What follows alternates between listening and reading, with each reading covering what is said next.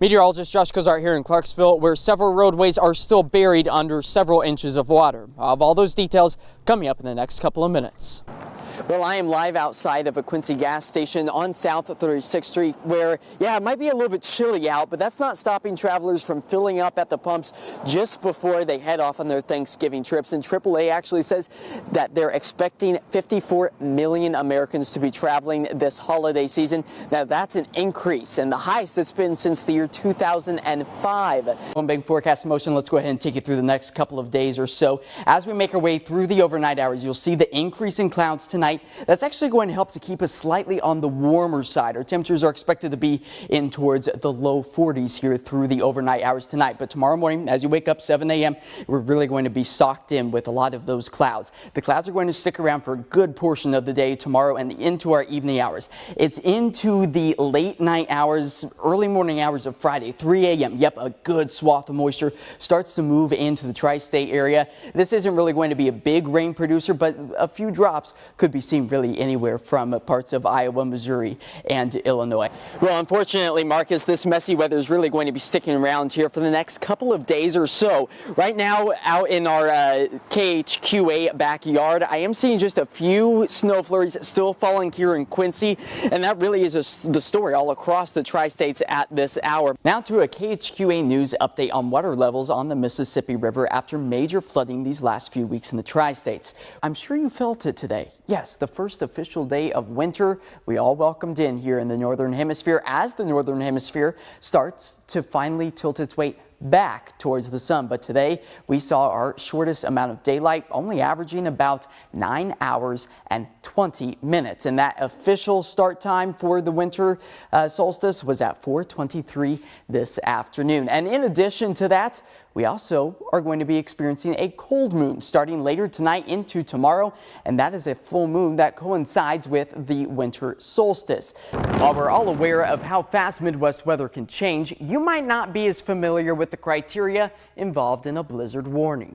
While mushrooms might be a great way to add some variety to your salad or maybe a great pizza topping, the ones that grow in your yard after a healthy dose of rain are the ones you don't want to eat. You can see behind me a flooded U.S. Highway 61 where floodwaters have already overtaken a good portion of the roadway, prompting a road closure. Now, I've only been here about 30 minutes or so, and I myself have already seen some of these floodwaters start to overtake the road.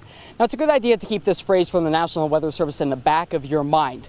Turn around, don't drown, because it only takes about 6 inches of rushing water to sweep you off your feet. And it only takes about 12 inches of water to float most vehicles. So if you happen to stumble across any roadways, turn around, don't drown, because you never know how deep that water actually is and if a roadway is actually still underneath you. Now, I did talk to a few Alexandria residents asking them just how they are preparing in case this event becomes any worse.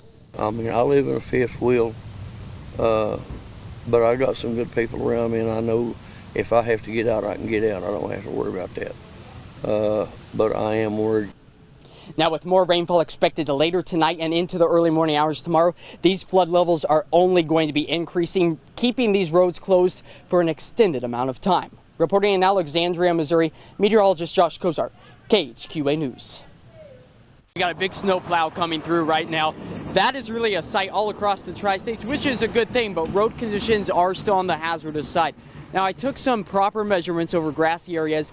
Here in Quincy, I've been seeing anywhere from about 5 to 6 inches, but right now I am standing in a huge snowdrift, and these are really building up all across the area. And I really just want to kind of take a moment and measure this here with you, and I'm getting about 14 inches with some of these snowdrifts. So if you find these along roadways, it is going to be extremely difficult to maneuver your car around them, so continue to drive safe all across the tri-states and stay home if you can. After the heavy rainfall that we saw on Sunday night, the concerns for river flooding continued, especially in the places like Clarksville, where several roads are still underwater.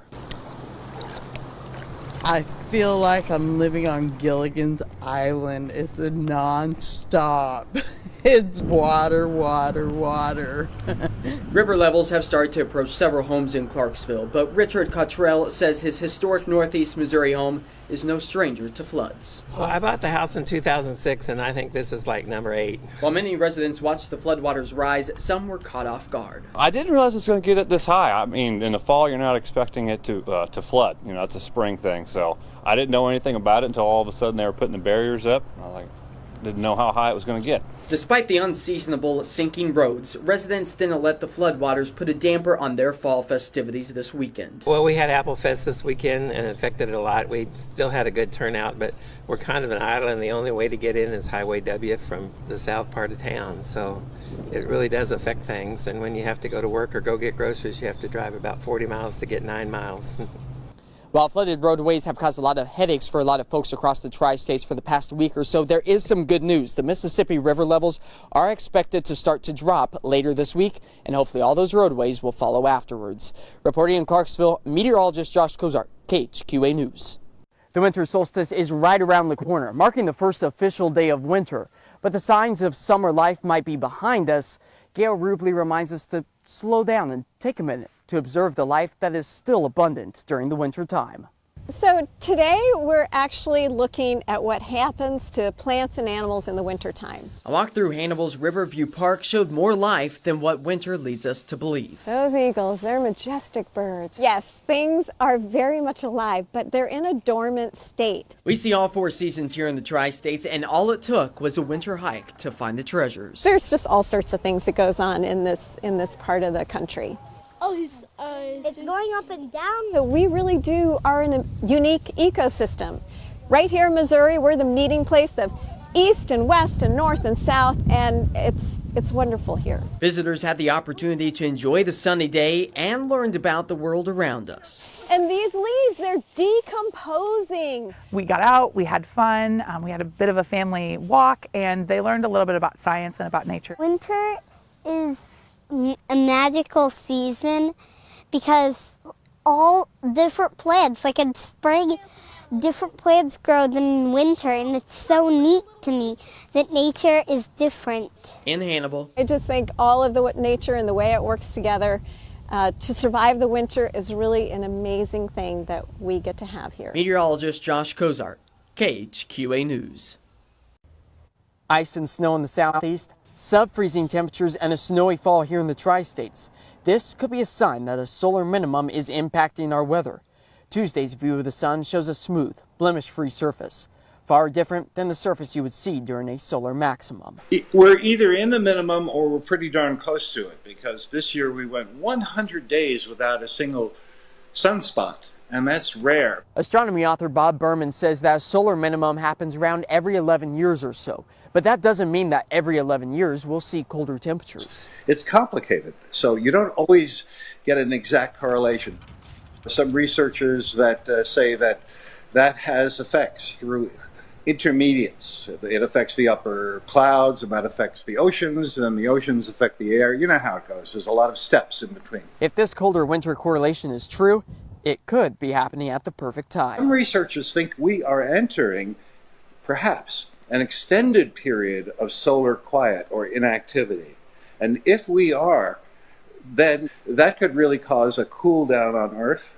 And maybe that's the best thing that could possibly happen. Maybe the sun is coming to our rescue with climate change or global warming just when it's the best possible time it could be doing that. Maybe it's buying us some time. In Quincy, meteorologist Josh Cozart, KHQA News. Well, we all felt that cool, crisp air move into the tri-states this week, but that leaves us asking the question of, what does this winter look like? Well, it might surprise you in some of the ways that we forecast it right here in the tri-states. You've probably seen them inching across the roads the past couple of weeks, but could their colors determine winter temperatures? The Farmer's Almanac suggests the woolly worm's brown stripe can indicate winter conditions. The thinner the stripe, the colder the winter. Well, the woolly worms I've seen across town don't even have stripes on them. Does that mean we're in for an even harsher winter? Well, let's look at one more method. The Farmer's Almanac predicts a warm, wet winter here in the tri-states, but that's only if you believe in its top secret formula. So, what's the final way? The National Weather Service's Climate Prediction Center expects most of the country to see above average temperatures, with average moisture expected for our area. So whether you like the National Weather Service's prediction of what the winter might look like, or even the good old Farmer's Almanac, or even the Woolly Worms forecast, your guess is as good as anybody's. In Quincy, meteorologist Josh Cozart, KHQA News. It's a lot to keep watered and keep on top of things. That's what many of us here across the tri-states might be saying as the summer heat fries our potted plants, trees, and lawns.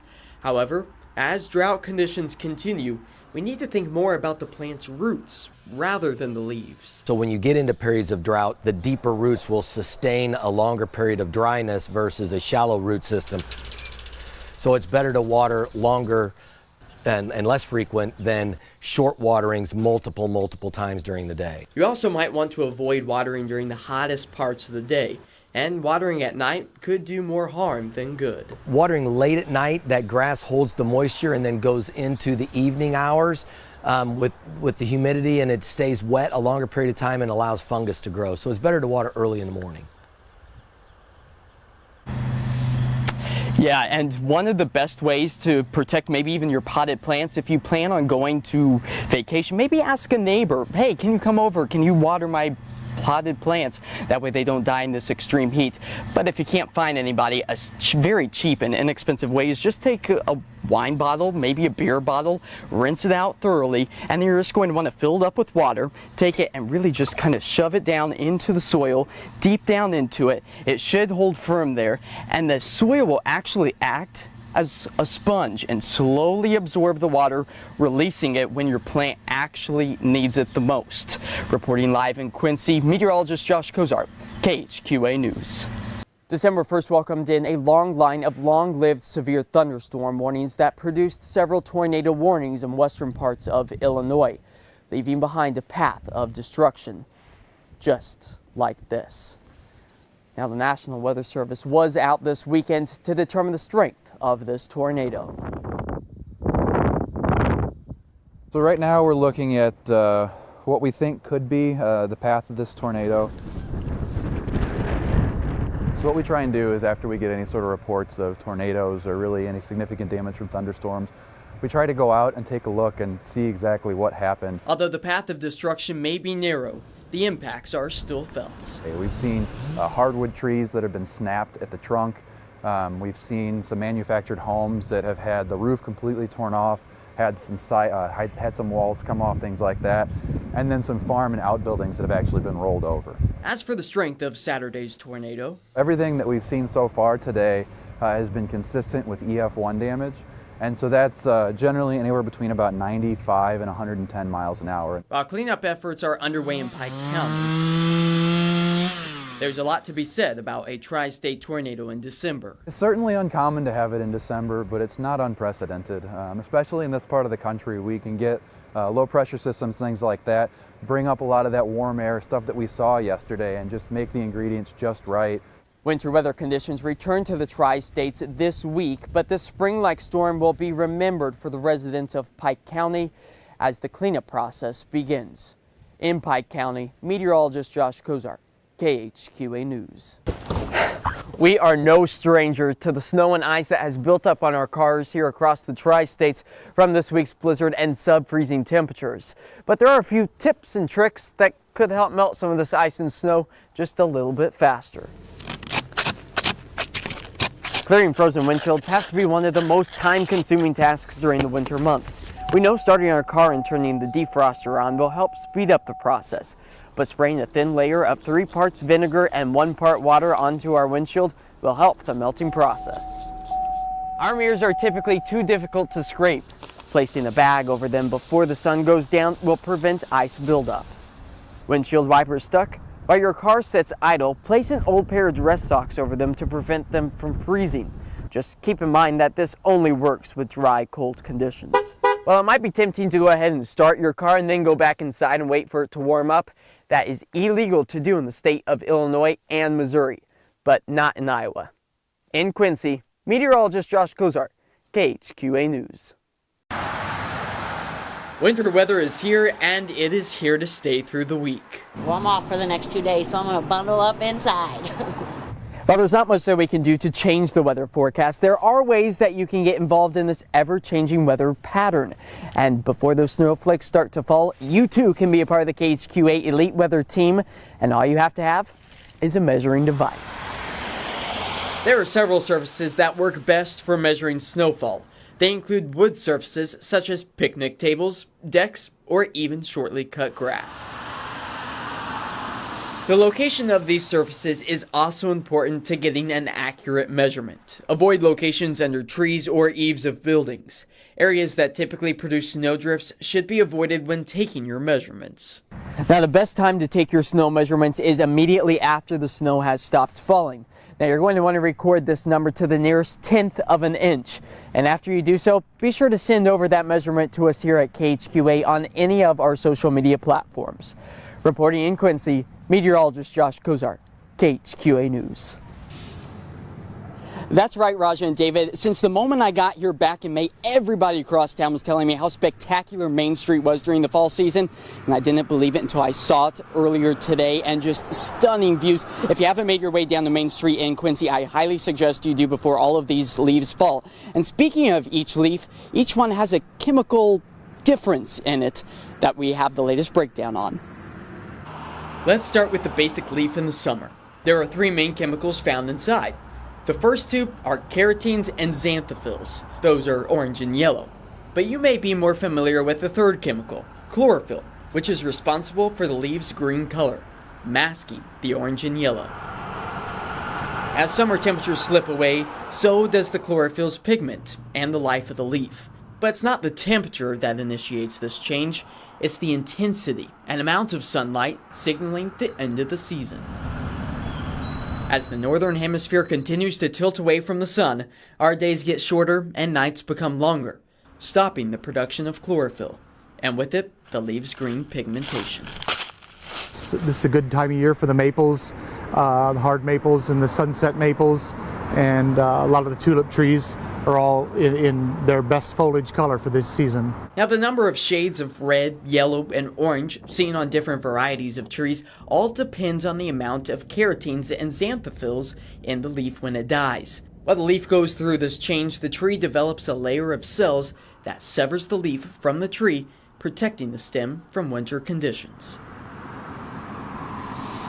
And once that leaf actually breaks away from the tree limb, it quickly loses its fall color, just turning brown. And then unfortunately, you at home have to rake your front lawns afterwards.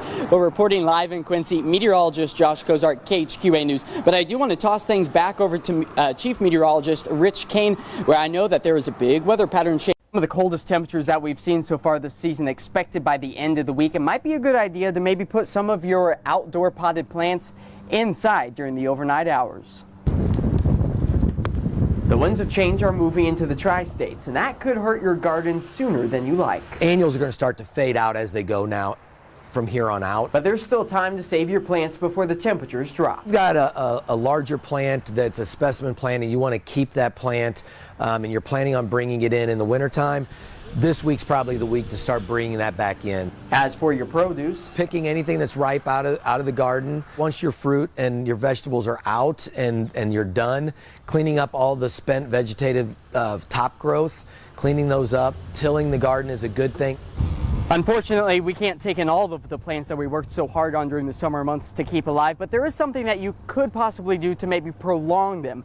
All you want to do is grab an old sheet or an old cover, drape it over the plants just like I'm doing here with these daylilies, and then you also want to make sure that you have some bricks at hand as well. So by placing them on either side, if conditions become gusty in the overnight hours, it will keep that blanket or cover grounded and hopefully keep your plants safe as well. Reporting in Quincy, meteorologist Josh Cozart, KHQA News. We're no strangers to severe weather here in the tri-states, but what is the difference between a watch and a warning? Tornado watch there's a tornado somewhere in the area coming toward you. Tornado warning would be that it's much closer, get to safety.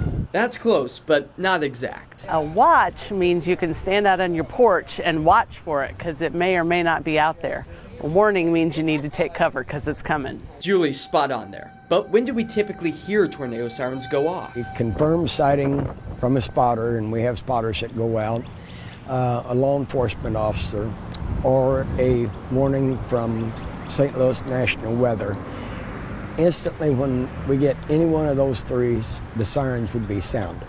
And you might see tornado sirens all across the tri-states, just like this one behind me here, but they will not go off unless you are in immediate danger or are under a warning. The downside to it is that causes a lot of people want to go and look out the window or take their cell phones and get outside and start taking pictures. If a warning does go off in your area, it's important to take the steps necessary to stay safe.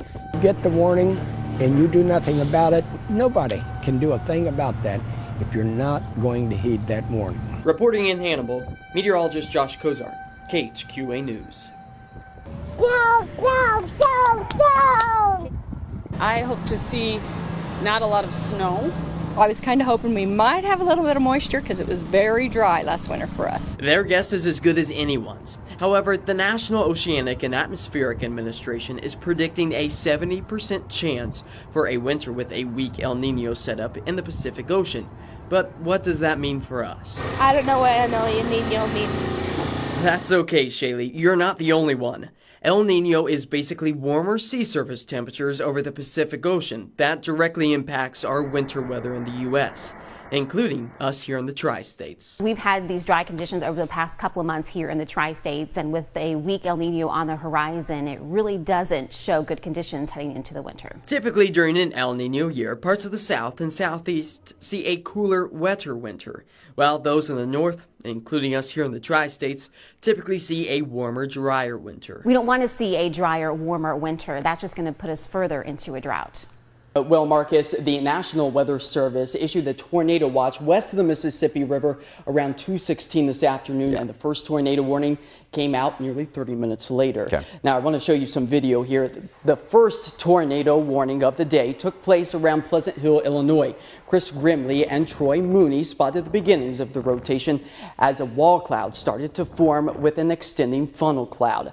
And our very own Chris Dewar spotted this view near Griggsville as a visible funnel cloud started to extend down from the rotating mesocyclone. I'm in America's hometown where I'm in the back of a plow truck. Now, they've been working very diligently as this blizzard has finally made its way out of the tri-states, but there's a lot more that goes into just shoveling the streets. There's a lot of planning involved. We needed a little bit of sunshine. The Missouri Department of Transportation has been working night and day to keep streets clear of snow and ice, but this storm is slightly different. The wind factor is adding tough conditions out here on snow plowing. And adding additional time to remove snow. What I do usually is I'm just looking for areas that are built up, which is like deeper snow and stuff like that. I'm putting my plow down, trying to get that off the road. As I do that, I'm putting material down behind me at the thinnest. So I'm trying to get it as thin as I possibly can, and then I'm putting the cinders and the salt and the salt brine down on it after that. That process takes time, but other vehicles need to be cautious around snowplows. If you're traveling too close and we have to stop in an emergency situation, it can make a situation a lot worse. I mean, even though we got a heavy snowplow, we got a good load on everything. I mean, it's just as slick for us sometimes as it is for other people. And MoDOT suggests if you don't have to be out on the roadways during winter weather conditions, it's better to just stay at home. Reporting in Hannibal, Missouri, meteorologist Josh Cozart, KHQA News. I'm here outside the American Red Cross here in Quincy, and it's just one of many organizations across the tri-states that's helping keep you prepared during the month of September. National Preparedness Month is a month that national partners like FEMA, Red Cross, Salvation Army, and all the other organizations like the Health Department as well like to get together and basically make a push to raise public awareness about why we need to be prepared before a disaster happens. Most people in the tri-states feel like we live in a safe area. That can give us a false hope. Even if you live in a safe area, that usually just means that when a big incident happens, while you might not be unprepared, you are less used to it. When putting together a preparedness kit, you don't want to leave these key items out. Some of the most important things to think about in preparedness are your emergency contact lists, your important paper and documents, having sustainable food, like canned food or bottled water preferably. And then most importantly, educating your family on this. It needs to start from the child up. so that they're aware of this. So we're not just preparing ourselves, but building a preparedness culture, as we like to call it in the emergency service world. Well, last week's rainfall wasn't as heavy or significant as we had once thought. It comes as a good reminder to us here across the Tri-States that we need to be prepared before an event happens. Reporting in Quincy, meteorologist Josh Cozart, KHQA News. It's kind of a scary thought to think of your child in school during the event of a tornado warning. But I assure you, it's the school's #1 priority to keep your child safe. I think first and foremost, when parents drop their students off at school, they want their children to be safe. In the case of a tornado warning, Palmyra Elementary School is well prepared with having their students seek shelters. We have multiple areas scattered throughout the building, and so depending upon where the students are in the building, all of those designated areas are marked clearly with signage, and so teachers are familiar with those locations. While it might be tempting to take your child out of school during a warning, the safest place they can be is at school. We would encourage that we're able to place them in tornado safe areas and to keep them safe within our building. If parents were to come to school, that creates confusion on should we let the child go or obviously leave the child here, and ultimately we might be keeping a parent here with us as well. We take drills and procedures very seriously. We schedule those within our calendar year, and we practice those so that kids are familiar with them. Our teachers are well informed and prepared, I feel like, as best they can be, and if a need were to arise where we would have to follow that protocol, we would be able to do that. If a tornado warning does so happen to fall over your child's school, they'll be advised to head to their closest tornado-safe shelter. Get down as low as they possibly can to the ground. Bend over and protect the back of their head. Reporting in Palmyra, meteorologist Josh Cozart, KHQA News. Your exclusive KHQA Elite Weather Team forecast. Well, you could be looking at a out-of-focus view of my Christmas lights at my place, but it's not. It's actually South 36th Street covered in fog with our Sleep Tight camera atop our studios right here in the Gem City. And our current temperature starting to slide back slightly. 34 degrees is our current temperature. That humidity still on the high side thanks to all of that fog at 96%, and a north wind kind of on the gustier side at about 17 miles per hour. Out towards Macomb, oh boy, what a spooky kind of eerie side out there tonight. Almost looks more like Halloween than the Christmas season. You are at the freezing mark at 32 degrees, 100% humidity, and a north wind at about 14 miles per hour. As for the rest of the Tri-States, really we're seeing temperatures into the middle 30s for a lot of us here. Keokuk at 32, Hannibal at 34, Monroe City at that 34 degree mark, and Mount Sterling at 35 degrees. As for our winds, mainly out of the north, all due to a low pressure system centered down to our south, but gustier conditions along the Mississippi River Valley, as really wind speeds are anywhere from about 10 to 20 miles per hour. When you add in that wind, it makes those temperatures feel even colder. Temperatures now dipping back with our wind chills feeling closer to the lower 20s for a good portion of us here in the Tri-States. There's that low pressure system bringing that north wind in. It's tracking its way further off towards the east, but will remain to the south. We are expected to see dry conditions tonight. However, that fog and the light cloud coverage will continue to stick around. Now that cutoff low, it's going to continue to track its way further off to the east. High pressure moves in behind us, giving us plenty of sunshine here in the Central Plains and a good portion of the Tri-States, along with some warmer temperatures as well, as that high pressure really kind of slows down, stalls out over our area here for the next couple of days. Sunny conditions are in our forecast, and we kind of give you a little bit better of a breakdown here with our home bank forecast in motion. There's those clouds tonight. They start to push their way further off towards the south and east, giving us some clearing conditions. However, I think some of the fog might stick around and won't clear out until around 9 or 10 o'clock in the morning. Sunny conditions expected for us into our Saturday afternoon and evening hours. That is going to allow for our temperatures to warm up slightly with the sunshine. Into our Sunday morning, just a few fair weather clouds start to make their way into our area. Mostly sunny conditions are on tap for our Sunday afternoon and into our Sunday evening. For tonight, fog remains, 30 degrees for our low, north winds at about 10 miles per hour. Tomorrow, we warm up quite nicely, 48 degrees, plenty of sunshine, and again, that north wind right around 10 miles or so. There's the sunshine. It's in abundance here. Temperatures slightly on the warmer side for us. It's going to feel like summertime come Wednesday, and the first official day of winter is this upcoming Friday. Don't go anywhere. We'll be right back.